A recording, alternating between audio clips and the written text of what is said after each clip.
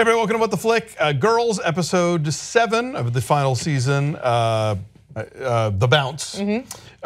Ben and Grace and Alonso. We were just talking about Shosh remains missing.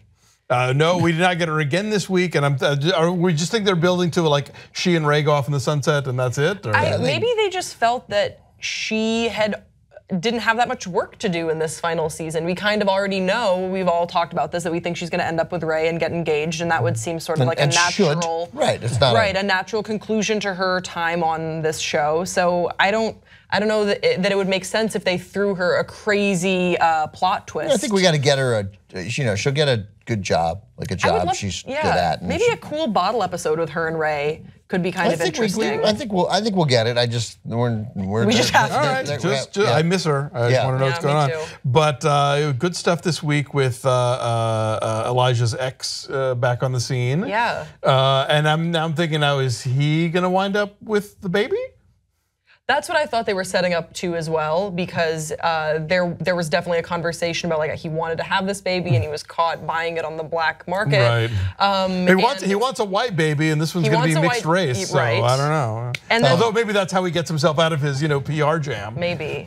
And then also I think we see Hannah having some doubts, at least internally. I don't know if she really verbalizes it, but it seems like she's thinking, does she want to be the strong single mother that she thought she wanted to be initially? And so I think they might be setting it up for Elijah to get back with his ex, to then have. I don't think Elijah and Anderson Cooper can raise Hannah's baby as satisfying. No, that doesn't. They would have really good nannies. They would have great nannies. He is very wealthy. They have great nannies. It was really nice when Elijah told him off and then was like, "Would you bring a pizza in here?" It's like, "Ooh, yeah." I mean, it was I love that when like Hannah's having her upset moment, and then the ex starts crying. It's like, oh God, everyone on this show makes everything about themselves. Yeah. But at least it didn't destroy that moment. Like, they were still like, because his moment wasn't. You're right. He did. It felt that initially, but what he was really was like, we're all hopeless. We're all still the same. We're all naked children.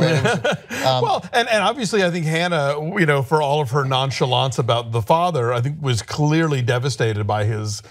I think it's just a real disinterest. Right. I don't know, but yeah, devastated, or just as she said, a realization of there's just I am on my own. Yeah. I thought, I'd be the cool single tattooed, but this is going to be very hard. Really good scene with Riz Ahmed to be like, oh yeah, super cool of you. Yeah, because I totally don't want to be a dick. So like, how are you? Yeah. But yeah, like he's not interested. Her mom's not interested. Elijah doesn't necessarily want to just be like the sidekick on this. So she's and Marnie, like everybody she's talked to about it is like, that's great. I'm not involved. Right. But I think Marnie was actually pretty good. Remember?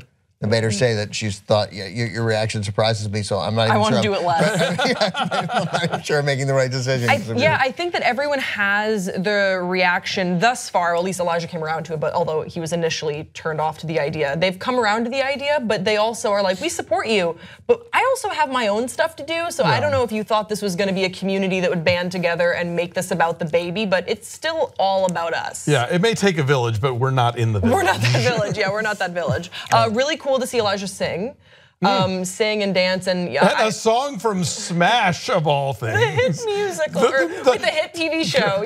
The Marilyn song, like that is the gayest thing on earth to show up at the White Men Can't Jump musical audition and sing a song that was written for Marilyn Monroe to sing. I love every bit about the White Man Can't Jump story arc, and seeing him go through the audition process, and the dig that they have where they announce the names and then they're like, you didn't make the you guys can go home. The rest of you stay. Nicely played. I think it'll be really cool if we see Elijah sort of work his way into this sort of Broadway circle, because the actor is so talented. I always forget he opened Book of Mormon. Yes, correct? He and Josh Gad were the original two dudes. That's amazing. Yeah, I don't know why I'd forgotten that, and then I was seeing him sing. I was like, how do I know that? That amazing role, right? And which is nice because just because you have good Broadway people on your show, it doesn't necessarily guarantee they're going to do anything interesting singing wise. As anybody watched the Flash musical episode knows, But anyway, the best to me was the thing, because there are a couple of things I really don't. I don't like I don't like a show brings in another character to reveal